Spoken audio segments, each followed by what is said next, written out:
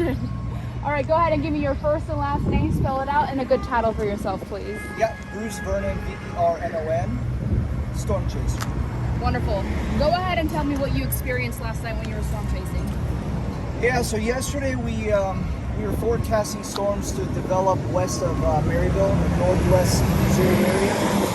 And those storms did form. They initiated, what was it, 3, 4 o'clock or something like that. And there were a couple of supercells. We started to follow them slowly to the southeast.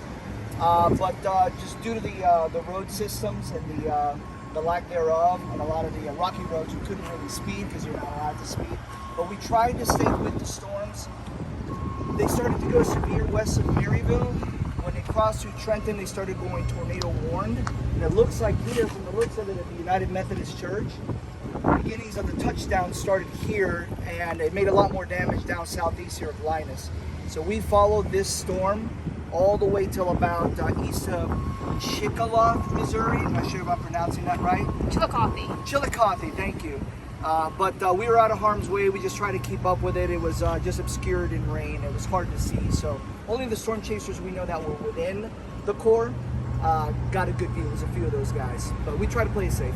Yeah, so you said it touched down here. Are you surprised by the amount of, like, is this enough damage, not enough for the touchdown, or? That's a great question. So I've been doing this since 2008, and every one of these tornadoes does something a little bit different.